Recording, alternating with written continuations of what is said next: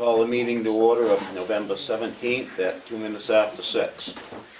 Administration. It was very quick. I just wanted to let you know that the tax bills went out last week. The agendas are set for the budget meetings, which I think you got a copy of. Yep. For the 5th and the 12th. I did get a note from the Moulton Selectmen, and they are able to meet with you guys until January, getting all the towns together. They tried to do something in November, and it didn't work for a lot of the other towns. Do you want to meet, did you get a chance to look at the two outside agencies that I gave you the information? Did you want to meet with them at all beforehand, or at one of your budget meetings, or I would think, just? the budget. I don't remember what two they were now. White Horse Addiction Center Okay, yeah. and Tyler Blaine House. Yeah, the Tyler Blaine's the one I wasn't familiar with. The other ones. The other one is new. Yeah. Does the welfare officer use, is that Tyler Blaine House available to her if? Yeah, if there's a bed open. Yeah. They have built a relationship with some of the other towns up north. Right. Sugar Hill, Lincoln, Right. Carroll. So, Yeah, I wouldn't mind getting them to come in on one of the budget days just because we haven't dealt with them before. but Okay. Whatever the other two, I'm I okay can with schedule them. both of them. Yeah, just, I don't believe either has ever petitioned us No. before, so just so we get a better idea of what we're getting. I actually have a new one that came in today that, let's see what it was. My Washington Valley Supports Recovery Coalition. They're gonna be asking for money as well. Is that an addiction? I don't know anything about them. They just sent an email through the website. So, I'll have them come in on the 12th as well. That's my Do opinion. we want to hold off seeing either of those other two? Because I don't think the Tyler Blaine and White House are have the same focus. It read to me like one of them No, was- one's for an addiction and the other one Yeah. is homeless shelter. And this one might be one of the two, given the welfare officers' efforts of trying to find space in a shelter for. They some have of the our folks. signatures, right? They have Not yet. They- No, they have they- to have those by the February. Right. But they can bring all their paperwork in, all their financials and Well, stuff for you to look at. I mean, the only I thing mean, is, they're gonna petition anyway, they're gonna be on the warrant, but. well, right, and after, if it's after a budget time and anybody submits, they're gonna be on anyway. We're not gonna meet with them, so. Right. I didn't know if that was something you did or not. When I first got on the board, we met with everybody, because I knew them, but I hadn't met with them. But since then, we haven't had really any new ones to speak of, and that's why I was curious to see what these new, and the newest one you had, just Okay. sort of touch base, and No, I have a don't face think to go with it them. wouldn't hurt any, I mean, No. you're not saying they can't do anything, it's just Nope. nice to know what they do. Right, it's just to see what it is. Okay. They're gonna have the better answers to the question than I'm gonna have, so. We did get the 3 bids for IT work, Armonne, Lakes Region, and Freedom Computer. So that information's in there. Yep. I'll try and pull things together for you in the next couple days. Would you check on the Moulton Borough, one of them cites Moulton Borough Yeah. as a reference? Lakes Region. Yeah, would you, for what it's worth, would you chat up Sure. their office and ask them? That's where I got his name, was from them. So, and Armonne does. That's Ossipee, yeah. Yeah. And I do have quotes for new health insurance from School Care and Health Trust. Okay. So I do want to compile those as well for you to look at. In a spreadsheet, so we can. Yeah. Yeah, it's a lot easier. Yeah. I just didn't get a chance to do that yet, so hopefully I'll have that done in the next week or so. That's it for me.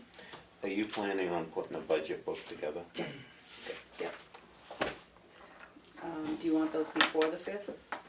If they're ready, yeah. Okay, they will It'd be good if we could have it, you know, Perfect, for the, at least for that weekend. perfect. Yep, they're already on the calendar. Great. They're gonna be bigger than last year, they'll be like I twice hope as not. thick. No, All set? yes. Have selectmen's minutes of November 3rd. Motion to approve. Second?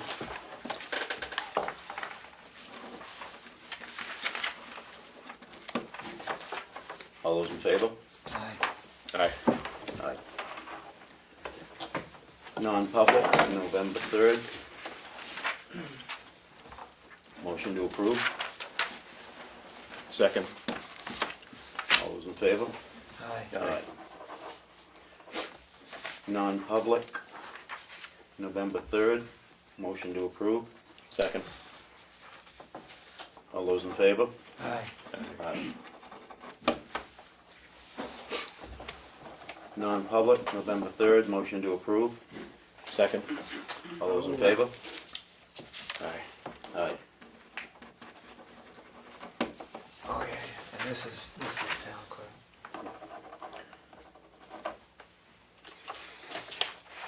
Veterans tax credit at 218, lot 65.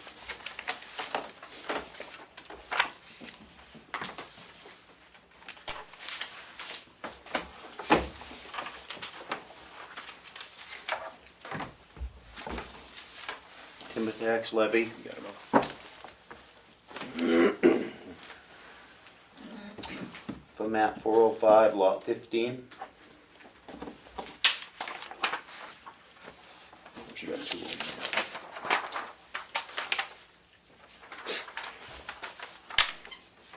Intent to cut, map 414, lot 6. Map 415, lot 1.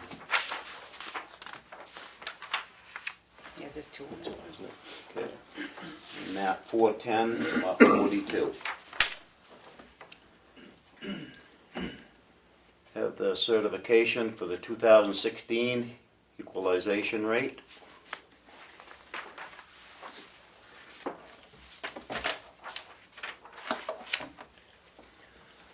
I'd like to close the work session at 10 after 6. Call the regular meeting for the Board of Selectmen to order. Public comment. Peg.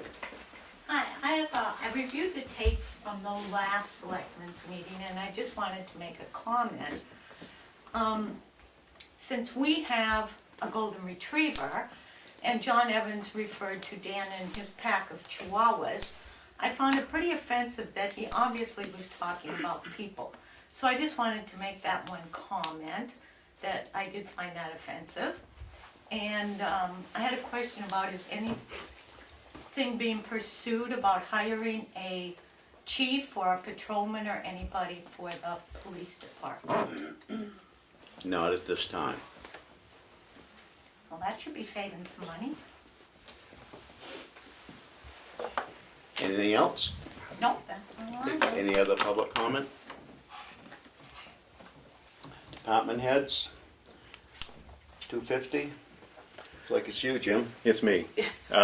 Really, the biggest thing in the immediate is I know we've all sat here and said we're in favor of putting the 250 logo on the cover of the town report and setting aside, half dozen pages or so in the centerfold that the 250 would offset the cost for. But our Vice Chair, Mr. Siniscalchi, would be more comfortable if we took a formal vote to make sure that he gets what he's expecting. So I would make a motion that we'd put the 250th anniversary logo on the cover of the 2016 town report and allow for 6 or 8, double-sided pages in the centerfold to make it a collector's item.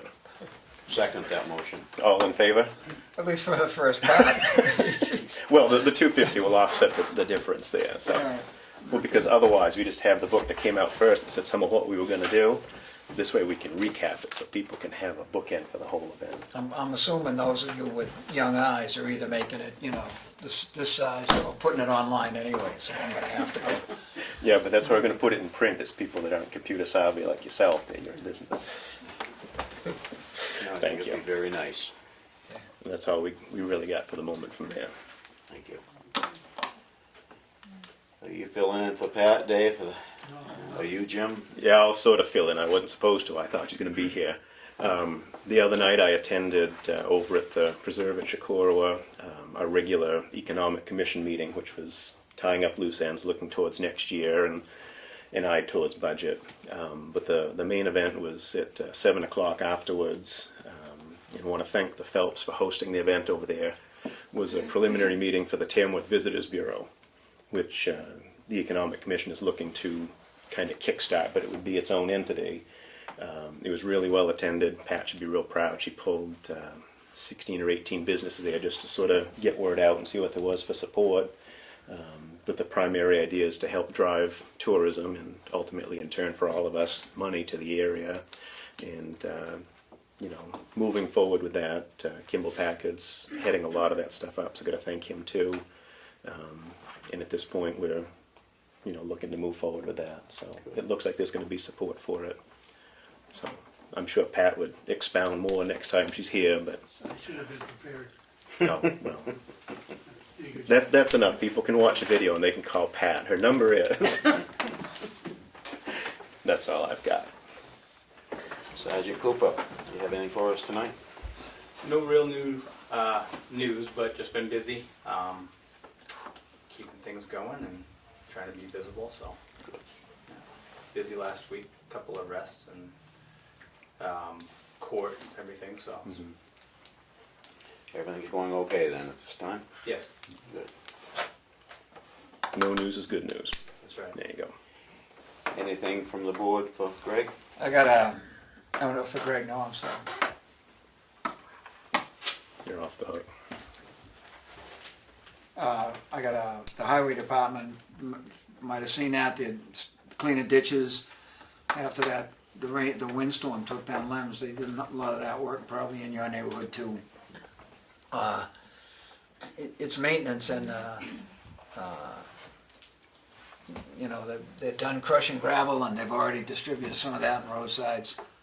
And it's pretty much transition time, although they still looking at projects, no money left, but they got the work crew, you know, do the stuff, but it was, Richard said that something about, I asked him how productive this year was compared to others, he says it was wicked good, he credits the weather for that, but I got an idea if you've seen them working and the cost of asphalt being down and F.R. Carroll, who had the paving contract, made a further reduction for some of those last two projects that went done. It was just, roads are looking awful good.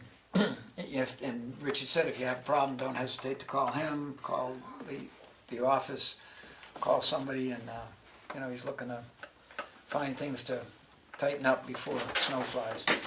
Transfer station, they had folks from DES come up at 8:30 10 minutes to 9 this morning to inspect the landfill. And none of us is particularly up to speed on how frequently that happens. And although we know that the chairman of the Conservation Commission and a long-term member of the Conservation Commission are monitoring that landfill in terms of the whole deal, you know, wells, etc. These folks just walk through and I haven't heard any results yet from this morning. I'm sure if there were any negatives, we'd hear about them. Additionally, I'd like us to consider giving Glenn the go-ahead for some welding work on the new compactor boxes, those great big 60s. As you know, the end of those are, it's open because it has to be. And there's no way to seal them once they're out of the compactor. So the old boxes used to come with several tie-down hooks, including on the bottom, 2, 3 on the side, couple, because the way those are hauled, they're pulled out away from the compactor, and then the hauling company, Waste Management, tops them extremely heavy-duty top. Not, you can't buy this at Dollar General, I mean, this is a piece of gear. And then they bungee them or tie them in order to keep the contents in there while they're moving and loading and hauling. Well, the new boxes come through now with, without the ones on the bottom. There's a couple on the bottom, but you ought to have 4 or 5 tie-down places, because that's the...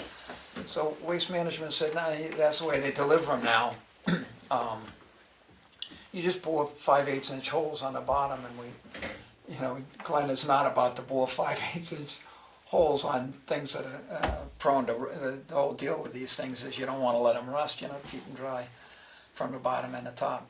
So he got a quote from a local service to bend up the hooks and attach them for under $100 on the box, which I think would be a good idea. He doesn't know if the second box, which they already hauled, is going to need those things. And he was thinking of, once there's one more of these to come in the next couple of years, and he was thinking of putting that in the specs. But he's pretty sure, well, he's not pretty sure, but I'm pretty sure that adding those to the specs would cost more than $100, so I think they should be retrofitted after they come in. We can have a local guy bend up some iron and tap them on, and they'll be dry and good to stay. So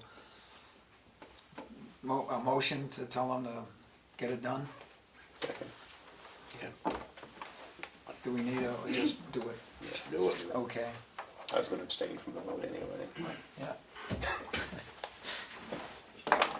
Good.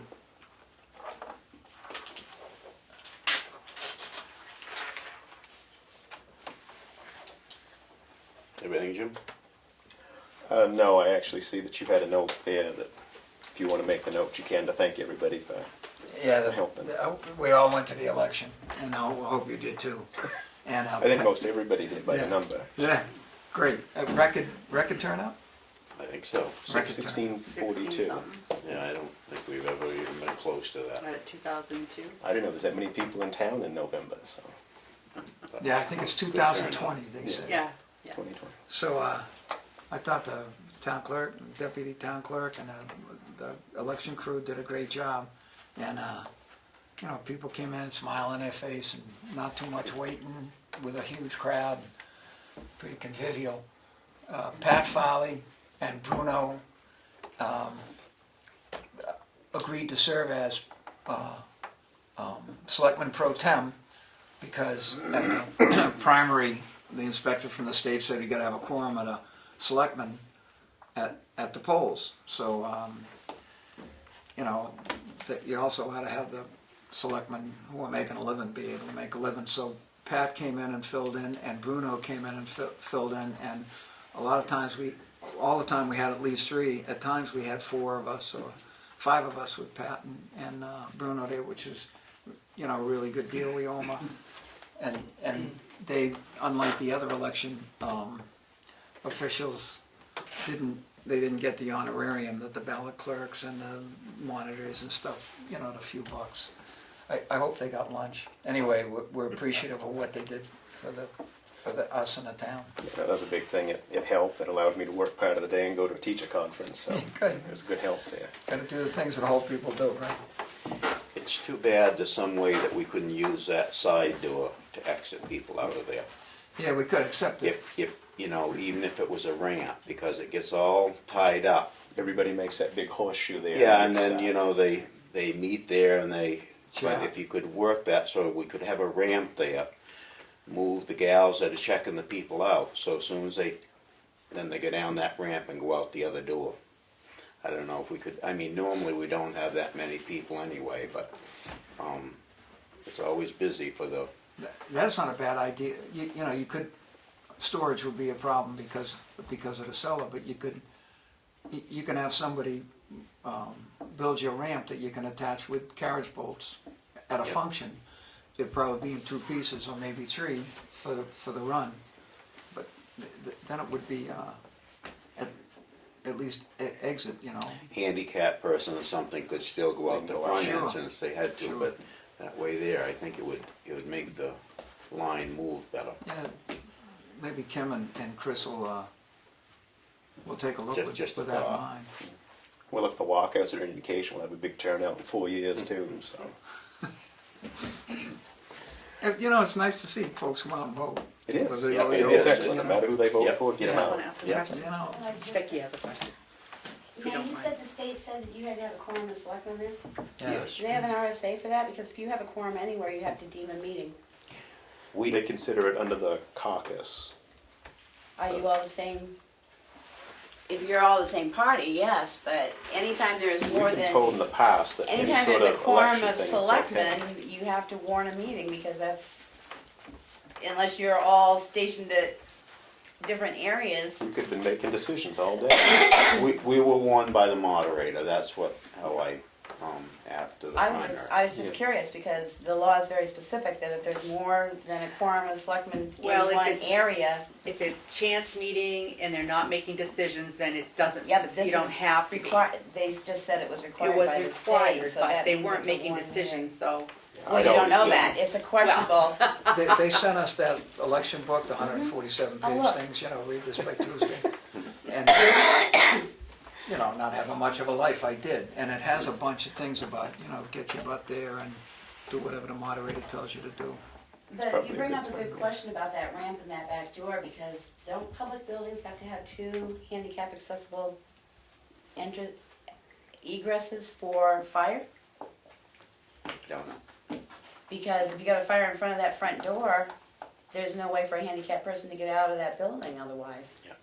So your idea for a ramp may be better off to be a permanent ramp versus one that you can put up and take down.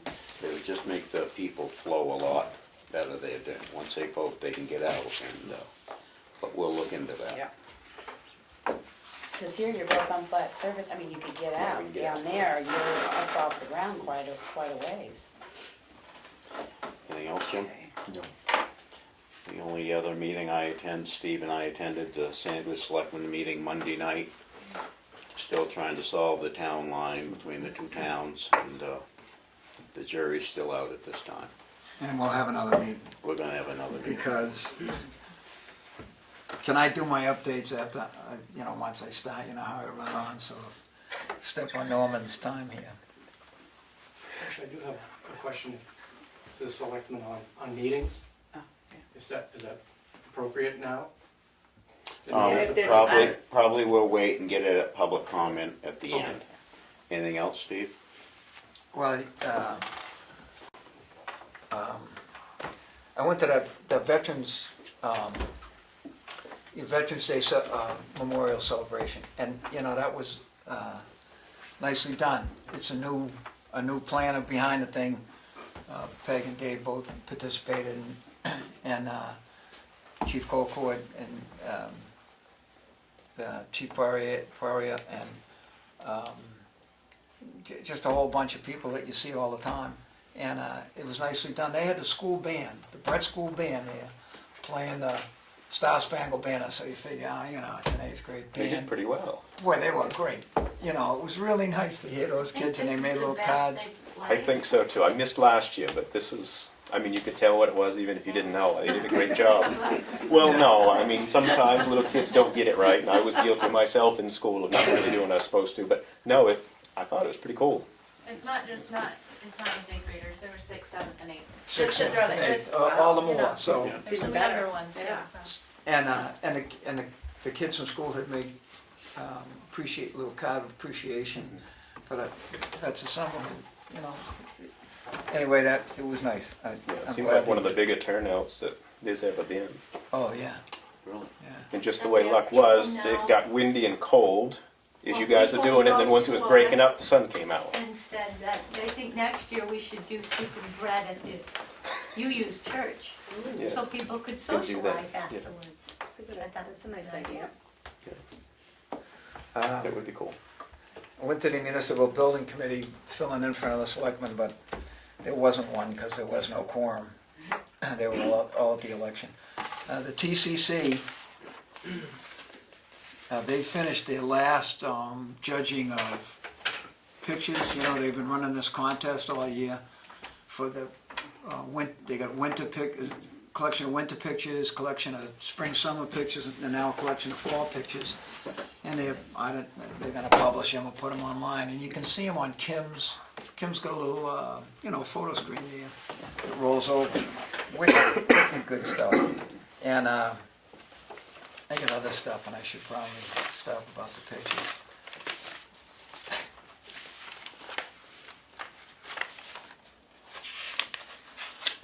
There we go. There's an additional cut that Eversource is planning on Brown Hill and Cleveland Hill Road, and they go to the planning board on November 30th.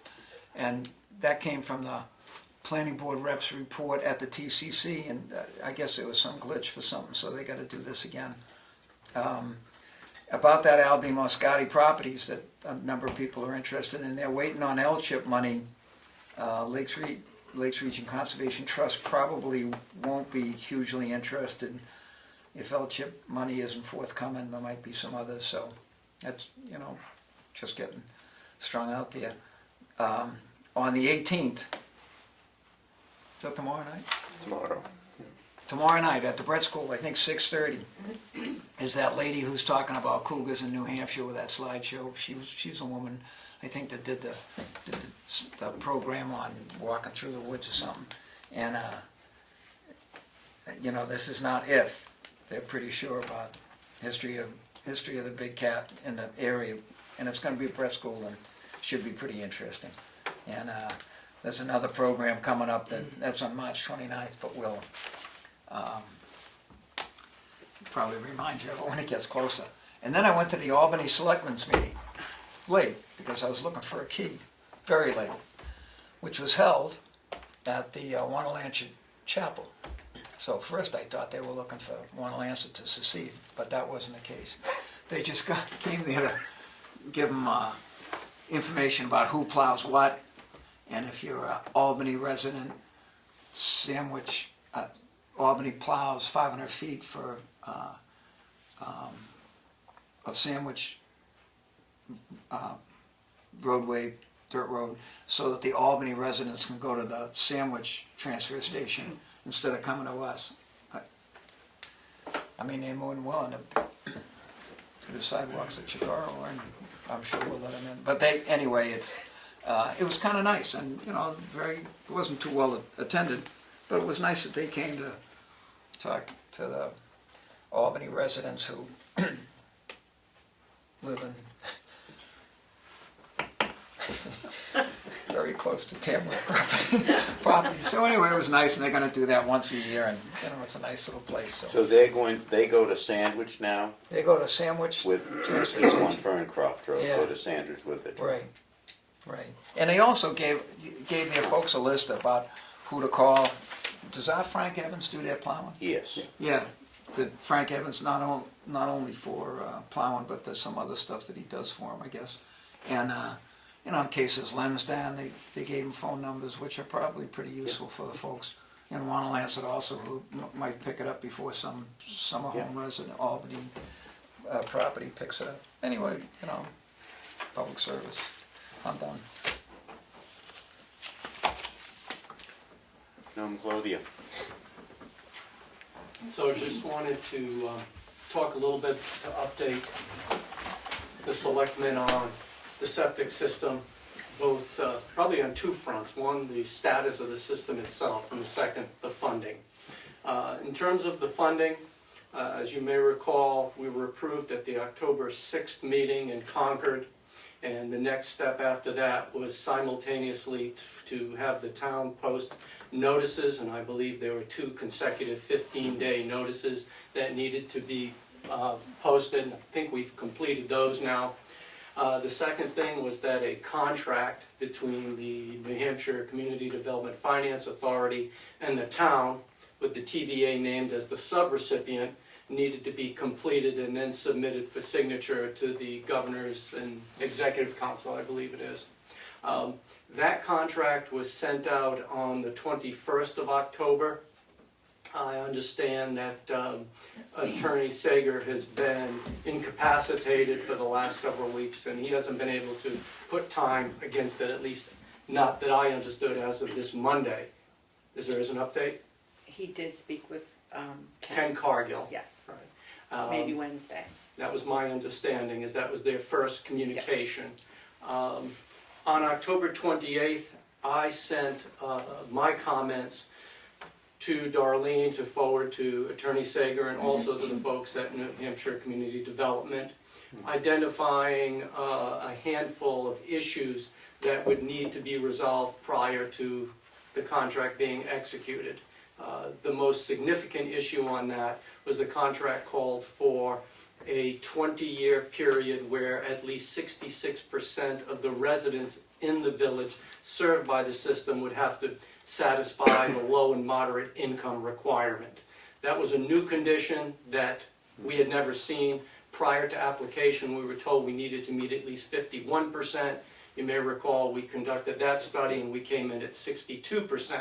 So the 66, I don't know where that came from, but most importantly, the TVA, and I don't believe the town, has any power authority to determine who lives in these apartments or who owns the housing. So that is a significant condition that obviously we couldn't agree to because we cannot comply with it. And then there were a handful of others, some maybe not so egregious for us, but still enough issues that are going to need to be resolved between the town attorney and the Attorney General's office before that contract can be signed. The bottom line on that is that had we had that contract submitted back to the Attorney General's office by November 7th, we could have been approved by December 7th. Now the next window of opportunity would be, make sure I have this right, is November 23rd. And I'm not very optimistic that if we're just beginning to work on this now, that they're going to complete this in the next several days. Had we completed it by the 23rd, the earliest that could be approved would be December 21st. So I think realistically, by the time these issues get worked out, and I'm sure they will be, we'd be looking at sometime in January at the earliest before funding would be available for us. So I'll just put that off on the side right now because that really is out of our hands. We've done everything we need to do and everything we can do. In terms of the system itself and its status, we had a 90-day period with the New Hampshire DES to begin our corrective actions on that. That 90-day period has expired also. So I think I'd mentioned the last time I was here a month ago that as the vegetation is dying off from hard frost and we're now getting more precipitation, the field conditions are deteriorating. And we're very close now. I was out there this weekend and we're pretty much back to where we were in the spring, where we're having pooling of raw sewage on the surface. And it's a much more serious condition than it was in July and August. Our engineers have provided us with what I call a contingency plan because they recommend strongly that we do not attempt to replace the system in January and February. As everyone can probably imagine, ground conditions are very challenging. We need to make sure we've got proper slopes, compaction, etc. It's just not best management practices to be doing it then. What the engineers recommend we do, however, is the application to New Hampshire DES for the replacement of the systems called for us to temporarily divert all of the flow to one of the 4 beds. If you may recall, one of the 4 beds there does not appear to have received any flow, if it has gotten any, over its life, and we believe would certainly be able to accommodate flow for an interim period while we were going to be replacing the other beds. So in order to not interrupt service, we were going to divert the flow for 3 to 4 weeks, replace some of the beds, then activate those beds, and then replace the final one. What the engineers are recommending we do now is go ahead and divert the flow to that one bed as soon as possible, but rather than only be diverting it there for 3 to 4 weeks, we'd in effect be diverting it there for the winter months. It might be 3 months, whatever. We've been monitoring the flow by measuring pump hours, number of hours that the pump meters register, calculating our flow per minute, and we're very confident that we do have sufficient capacity in that one bed to carry us through the winter. However, that work would need to be done as soon as possible. As I said, the folks at DES have been very patient with us, they've been very accommodating.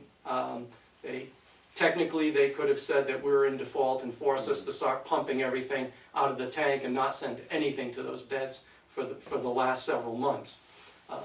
So I believe that what we would want to do is, rather than awarding our contract to do all of the work in one session, is that we would have the contractor come in and do initially a access road needs to be installed there because the slope is too steep from the road down to those beds, so we need to raise it up probably 4 or 5 feet and make sure it's got adequate slope to it, that there's enough of a solid road bed to get heavy equipment in there to do the work, and to then cap the flow to the beds that have failed and to divert 100% of the flow, as I said, to the bed that is in good condition, stabilize everything, and then pick the work back up first thing in the spring when conditions allow, as soon as the frost comes out of the ground.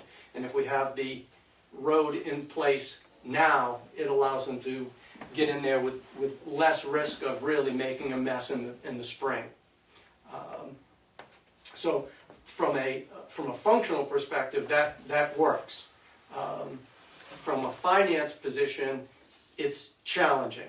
We would be initiating the work prior to getting the grant, so none of the funds from the grant are eligible to pay for that, the same as none of our bills for engineering and temporary repair work we've been doing, we cannot be reimbursed for that from the grant.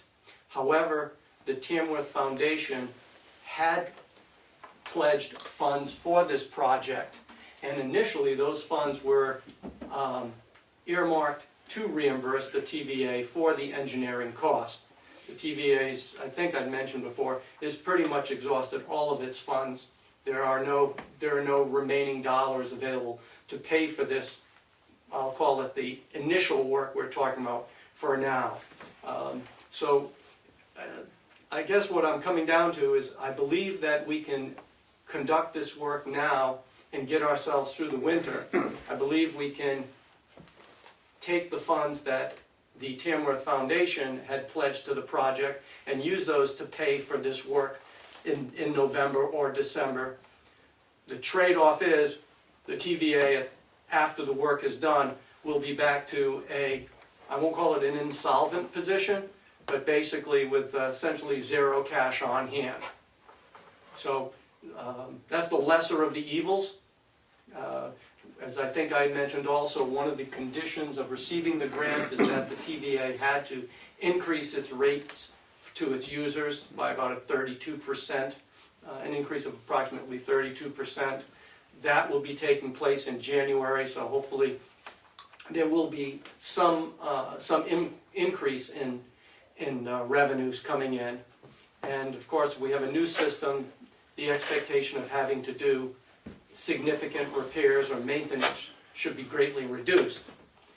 But it does leave the TVA in a precarious position if it did have any other additional expenses unrelated to the bed repair. So for example, if the pumps failed, the grinder pumps behind the other store, and those were $4,000, or the other pumps which were also in that cost range, or controls or something like that, we'd probably have to find another source of funding because the TVA just wouldn't have those funds available.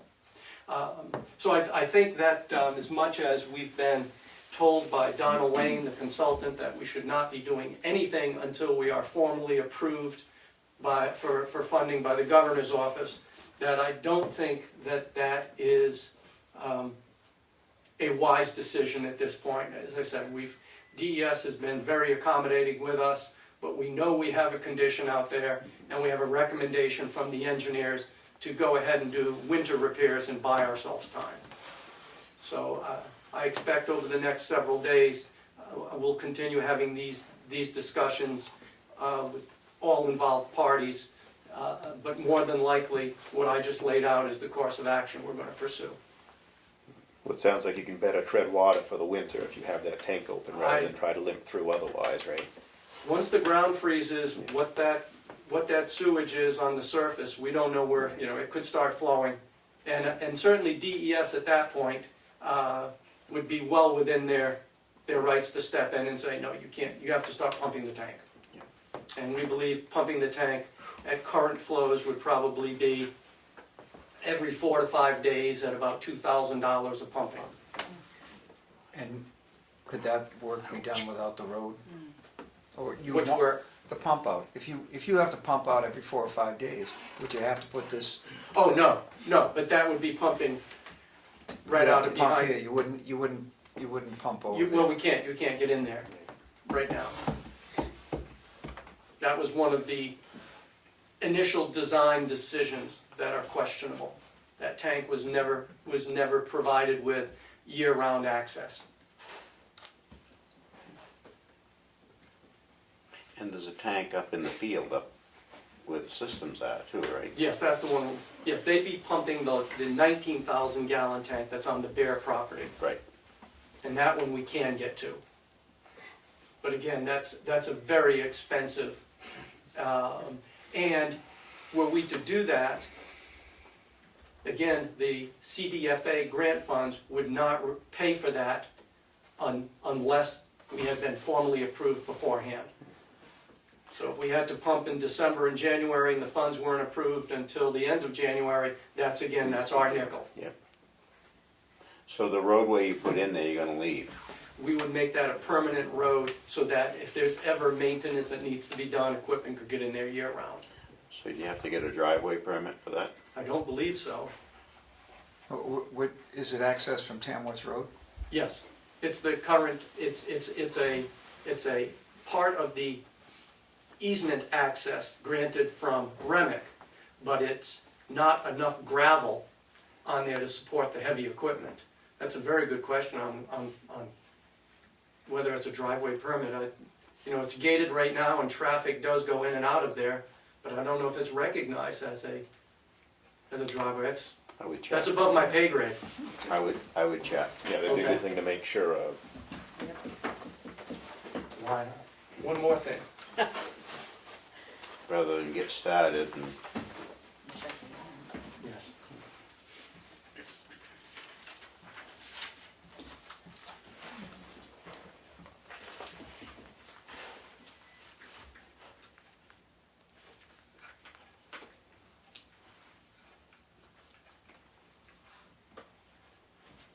So, is there any other questions?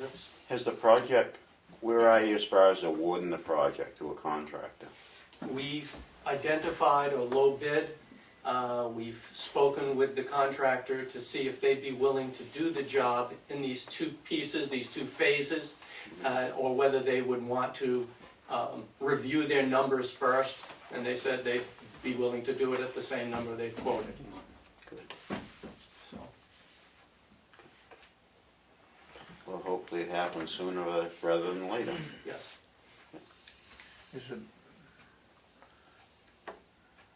There's no hesitation in the governor's office or the executive council. It's just that all these. Well, the contract that I described, it appears from what I can see, it's pretty much a boilerplate contract for Yeah. all the CDFA contracts, and I suspect that most of those are housing related, and that's why it has so much language and compliance requirements for housing and percent of low and moderate income.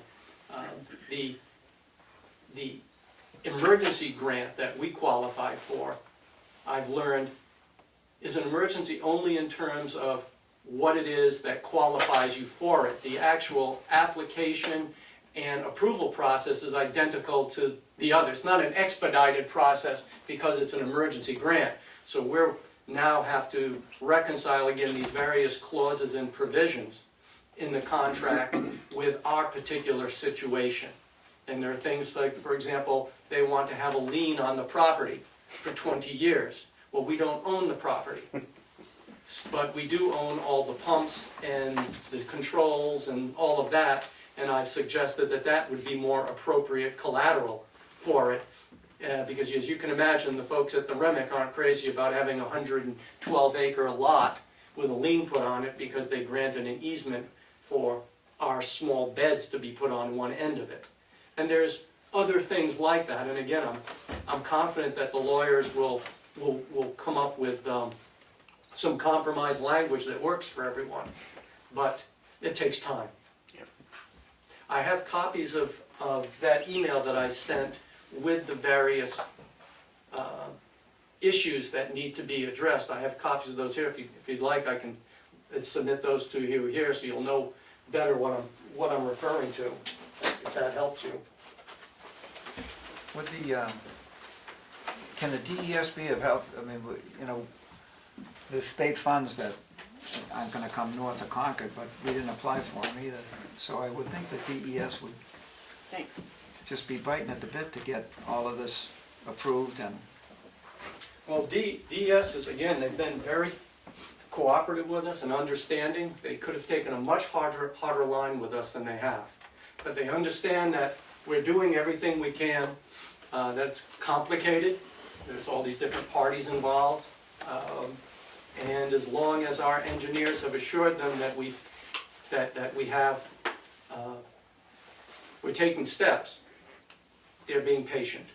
And again, we have approval from DES to do these repairs.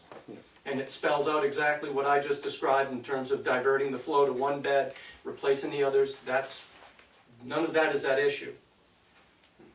It's a matter of we are not supposed to be doing work until the grant has been awarded. Yep. So if the Tamworth Foundation is willing to allow us to use their funds to do this initial phase, I think that solves our quandary. And there's enough money there to do the project with the grant? There's enough money in the state grant to cover the overall project, yes. Yep. And hopefully, we have approximately $30,000 pledged by the Tamworth Foundation, and I'm fairly confident that putting in this gravel roadway, we need to put in probably a little over 100 feet, 150 feet along there, much more near the road than as you get into the field, and then to cap 3 lines and divert the flow to just one bed. I would certainly think that work can be done for under that $30,000. Other than the gravel, there's no materials involved.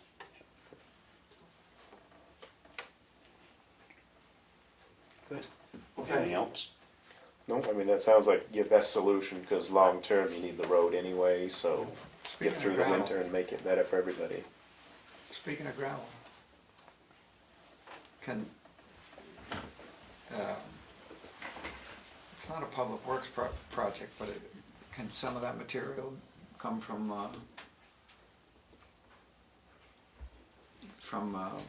the yard? Or would the price of the gravel be substantially less coming from the yard than it would be on the market? I don't know, where's your material coming from? Is it coming from next door? The contractors have the material in their bid already. Yeah. So, I mean, we have. For the access road? Yes. Yeah. Yes. So the only materials that we've specified that they have to use are the actual beds from Presby. Yeah. As far as gravel, it just spells out, you know, whether it's 2-inch minus or 6-inch minus or bank run or finish loam for the surfaces. That's spelled out in the contract. Yeah. The other thing is, we put a notice in the papers for the grant administrator. Mhm. I believe the only one we heard back from was Donna Lane. Is that right, Darlene? That's what I would have expected. Yep. So she's administrated other grants that we've done in town, at least one, if not both of these projects, water and sewer both, and I think she'd be a good pick to do this one especially where Given, she's. given the fact that she's the only one who's responded, I think that exceptionally well qualified. Yeah, she did a great job on the other ones in town here. And she's familiar with the project. She's local, so we plan on giving her the project. We, as I've said before, a drowning man doesn't worry about who's throwing the life raft. So we'll take whatever she can give us. I'll make a motion to appoint Donna Lane, administrator of the Tamworth Village Association project. Second. All those in favor? Aye. Aye.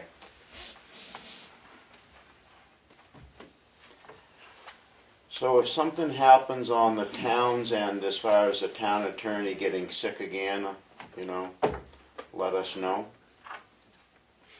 So it doesn't get bogged down. You know, Rick's a one-man show down there, Attorney Sega. Yeah, and I mean, that's the trade-off of having a sole practitioner for town council and not a larger firm. Yeah. You can't well, turn to your partner to cover for you. I Yeah. understand. That will, well, he did have a partner who's left him recently, but that'll probably be changing. You know, we're Okay. going to be looking at some other options here, but we don't want to get bogged down because of, you know, if something happens to him. So let us know if, hopefully he's all set. Well, he's again, over- if we don't meet this November 23rd, Yep, which gets us approved on December 21, yeah. as I said, the best we can hope for then is late January. So, I will shoot him another email tomorrow and see where he's, because I But did, again, all I he did can speak do with is him respond Monday or to- Tuesday, I forget all which he day can it do was. is respond to the Attorney General's. Yep. We can suggest, but we can't, No, it's their documents, Right. and do the best we can. that's all. I would think that some of the users of the system have traditionally been affordable housing, would meet the requirements for affordable housing, which would think would be in everybody's interest. I wonder if the executive counselor, I don't know if he knows the projects going on, but I'm sure that he would, I don't know if he can do it, whatever. Language in the various documents I've seen says that any type of public infrastructure by its own nature is beneficial to low and moderate income. So sewers, septic systems, public water, those things, once we met that 51, we shouldn't have to now meet a higher standard, particularly a standard that we cannot enforce, Right. particularly for 20 years. Right. So, Thank you. thank you.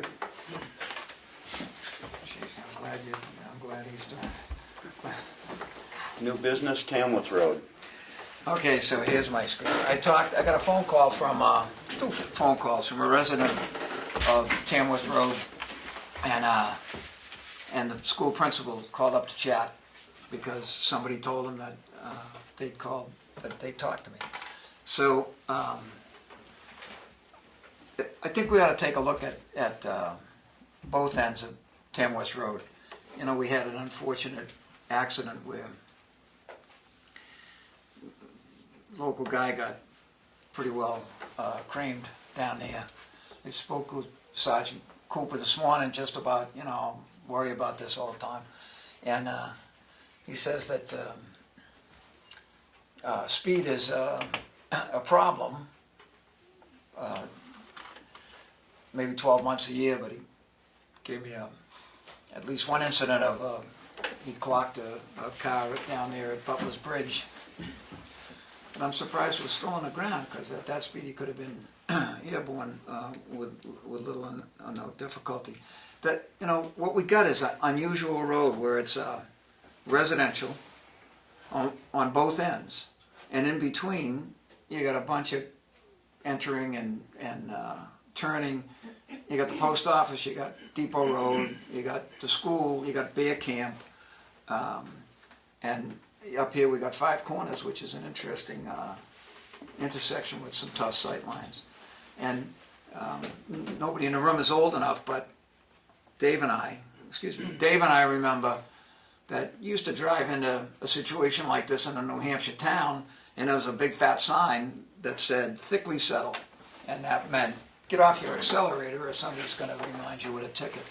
Well, I guess New Hampshire doesn't use those, but folks have issued a concern about the speed and clearly overuse maybe of that route, because everybody's GPS from coming east on 25 or south on 16, if you want to get from Moultonborough to Albany, Chicago Lake, it'll tell you to take 113, Tamworth Road, Chicago Road, and no matter whether you set your GPS on shortest route or fastest route, that's where it goes. At the Vets celebration, one of the residents at the north end came to, during the ceremony, came to listen a little bit. And that's a walkway at the top of that hill that's got a tough sight line, and there's, you know, a kid riding his bicycle there, and they do from Chicago Road coming this way, from Chinook Trail going south, and it's a dangerous intersection. And one of the, and you know, I'm not saying I'm not guilty and everybody else is, but one of the participant sports in this town, and it's worse during ski season, and it's worse doing during the summer, but blowing off the stop signs at the end of Butler Bridge is exceedingly common. So on behalf of the residents who spoke to me and the principal's concerned that, you know, anything you can do to make that safer. Jim Bowles had that, Dave Bowles had that grant for us over the years, where at least they were gonna put a clearly delineated walkway down there that the state was gonna fund, and then they said, oh, wait a minute, we're not gonna do that. And but people walk that road, kids bicycle that road, they walk to school down there, and I understand the middle section where there's not much going on, maybe 40 miles an hour is reasonable, but at the south end and at the north end, 40 miles an hour is not reasonable. And I know Sergeant Cooper's been out there, you know, I don't want to put words in his mouth, but I'll bet you pick a day, and if he chose to, he could issue a number of warnings. So, you know, I'm not an expert on this or anything else, but if we can reduce the speed limit, I know that Sergeant Cooper's patrolling that area, parked in fact at the school, which is a good reminder for everybody. And if we do pick up some part-time help, perhaps those folks can, you know, the lesson we learned from Dave Silver over at the Chicago Project was nobody speeds in Moultonborough because of enforcement. We have neither the means nor the manpower, the personnel to enforce it like they do there, but we probably ought to do something, because, you know, just as soon avoid the next accident. Because the guy that got hit down there was, if nobody was ever on their phone, I'd be shut up. But geez, you know, I was over at the farmer's market pretending I was parking cars, but I was really watching kids cross the street from Grammy Gordon's to, you know, little kids walk them across when they're behind their parents or something. And there's an awful lot of foot traffic, and there's an awful lot of crossing, and there's an awful lot of people paying attention to something besides that road. So was an accident recently? Well, Charlie got hit bad. He was laid up for a year. Charlie Pugh. He got. Oh, a while back. Oh, Yeah. yeah. And as other folks have told me, this thing that I see as you know, an accident waiting to happen coming north. And the difficulty is, if you're driving a Corvette, sight lines are worse. And if you're driving a Porsche, sight lines are slightly better. But until you're in an SUV, it's blind up there.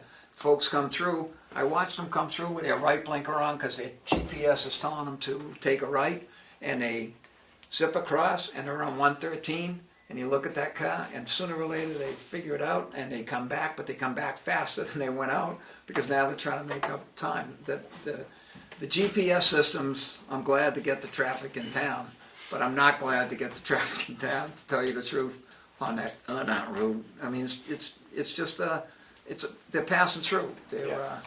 We don't need that kind of traffic. no, we They're just don't, no, passing we don't, through. and if we do, anything to control it, or calm it, or,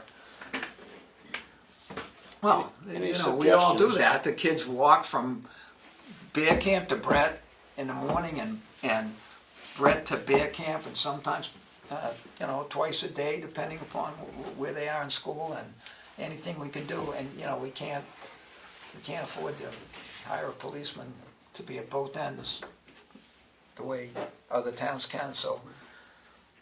The light works at the school though, to slow them down, doesn't it, Sergeant Cooper, or doesn't it?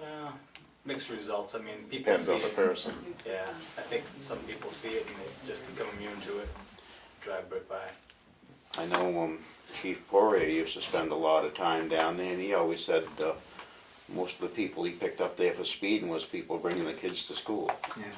They're late and they gotta They're, get they're late and they're in it, that's what his comment always was, but Well, Dave, you've noticed that traffic's a lot slower out Chicoro Village. I'm thinking some of those runway lights right down 113 would slow them down. Yeah, well, we could take a few We from could take some Scarlett and borrow move them over. seasonally. Sergeant, them away.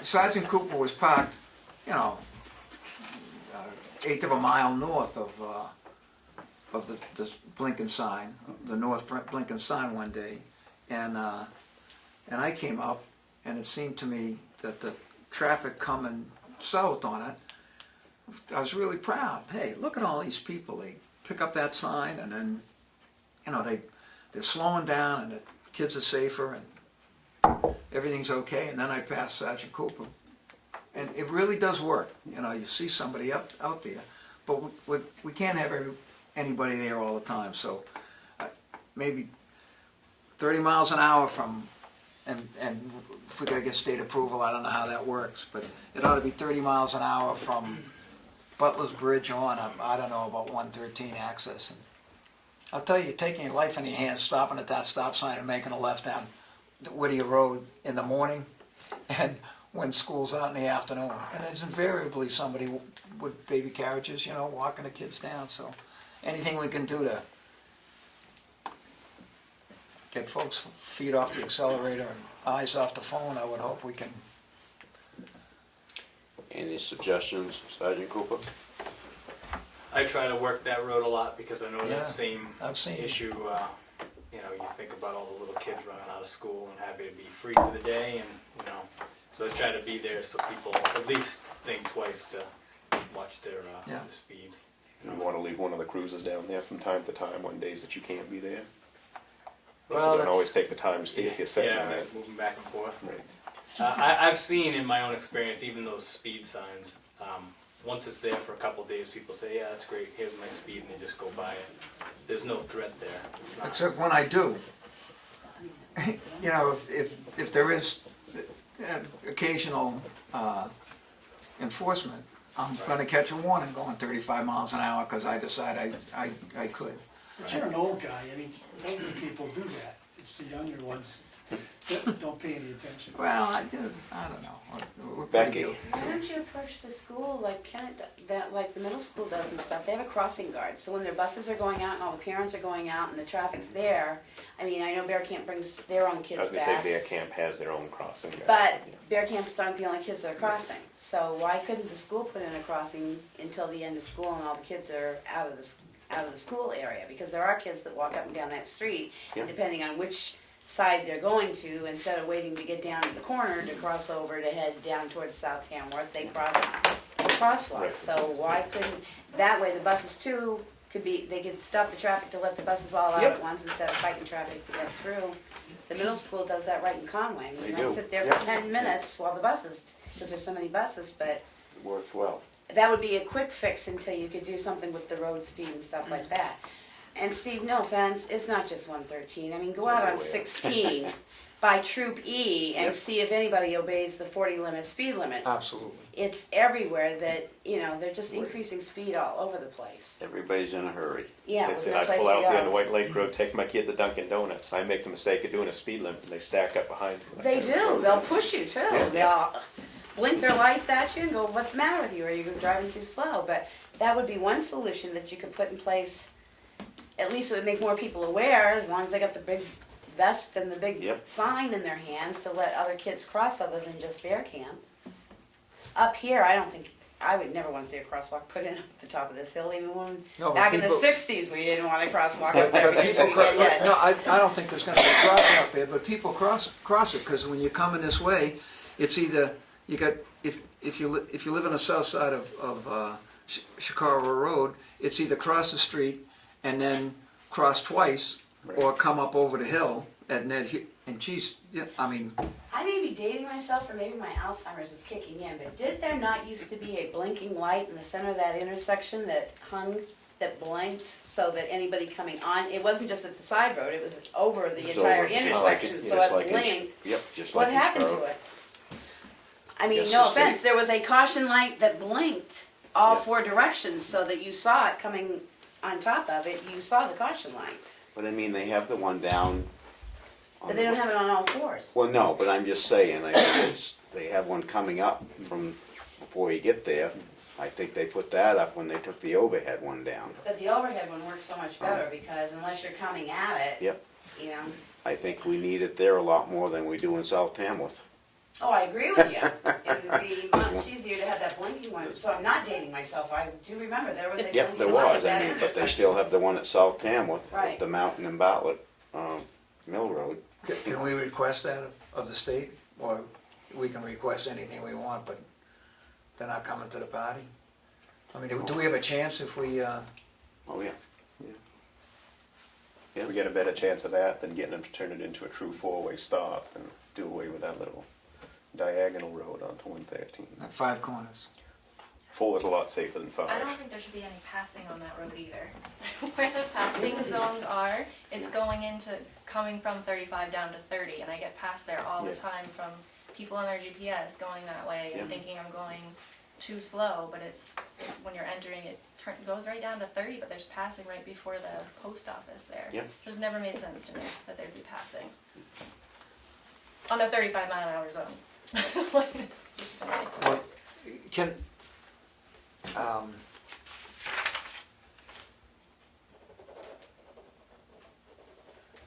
the, you know, if I don't write it down, even if I do write it down, I'll lose my head, but, You can go back to the video, Steve. I guess I can.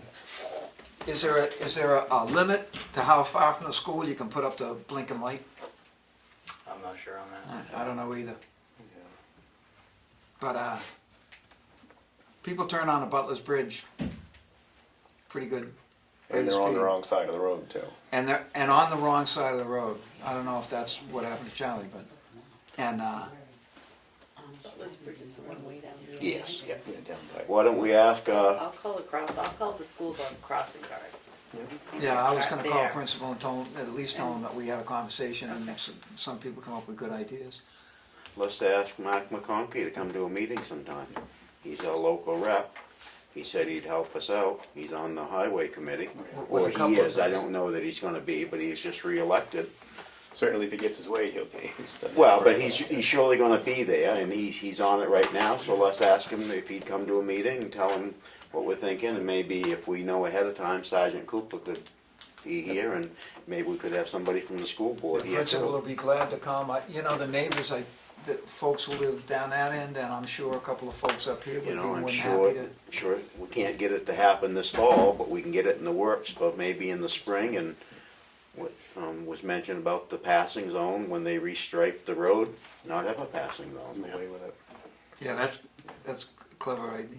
No, I'm sure Mark would be up. I mean, he's looked into our other concerns we've had over roads in the years. So. That's his job, so let's And he ask. also talked about some available funds, which may or may not be, you know, might be long-term, about revamping the state's roads in here, going up in the village. I Great, know we great went idea. over it with Richard, spent some time a few weeks ago. Good deal. All right. So let's ask him if, you know, you get a hold of him and maybe we can, you know, schedule it. You know, once you get a date from him, give a little time so that we can get Get notice out. everybody in. Yeah. Sure. Anything else? I just have a question concerning the the septic and water system, because I got confused about the town attorney being used. Is that a private water and septic system? It's not town-owned.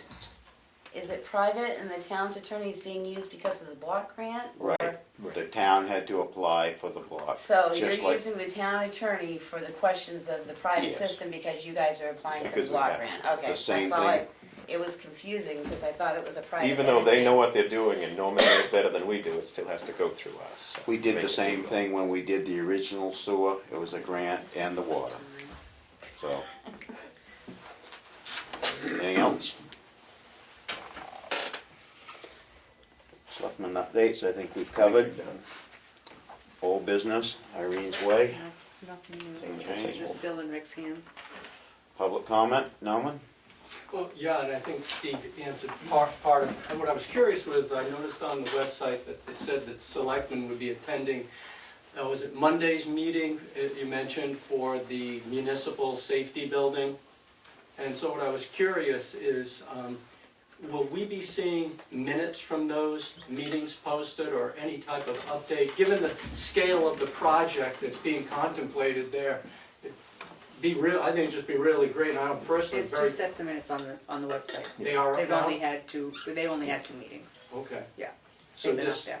so you said this last meeting didn't occur, there wasn't a quorum? It wasn't a quorum, but they did have copies of the minutes, and I didn't read all the minutes because I passed them off to the people who are sitting on that committee, to one of the people sitting on the committee. And, you know, the part I read, the guy takes really, what's his last name? Martin Frank. He takes, you know, I mean, it really is pretty good, and they got, Okay. it's good stuff. Very thorough and wicked interesting. I look forward to all it. of And us. given the size of that undertaking, I think it's especially important if we can have some transparency of what's going on there. And we're not just having something at the annual meeting of that significance being brought up without background. So Yeah, I well, look forward Darlene's to it. been putting the minutes and noticing the meetings on the website, so hopefully everybody can. I've only been to one of their meetings, and all of them were, everybody who spoke wanted it exactly the opposite way of what you just said. They wanted, you know, people input and get opinions and let folks know, you know, they're gonna spend some money in terms of planning. And So has Monday's meeting been rescheduled? the next meeting is December 12th, and I believe they're held at the fire station. Central Station at 7 p.m. At 7 o'clock. Thank you. Join us. Well, that's it, it's all at the formative stage, so the more input we get now, Yep. you know, because we're talking, 8 years or more down the road, so the more the merrier to get us pointed in the right direction. Any other public comment? Okay, I have a feel-good moment. We did the veterans ceremony on Thank you. Friday, and from there, because it was cold, we went down and had lunch at the Lyceum. We had company from Rhode Island, so we went next door to the distillery and took our little tour. From there, we showed them the Club Motorsport area. We went and toured the mushroom factory and bought mushrooms. We stopped at a great big old barn right next door to us that was disassembled somewhere else and brought here piece by piece. We went through it, which is an absolutely amazing building, and got home and just had to think what a great little town we live in. So our company was so impressed with everything there was to see and do and how friendly everybody was, so it was just a really nice day. That's it. we do have a great town, yeah. We do. Thank you. Well, that's good to hear that, because that's what we heard a lot of Tuesday at our Visitors Bureau meeting, because there's a lot of people that are newer to town that are trying to develop business, so it's always nice to hear good things about the town. I'm biased, but. Me too. Any other public comment? I'll make a motion to go in non-public under RSA 91A 3(2)A, and then we'll be adjourning. Second. All in favor? Aye. Aye.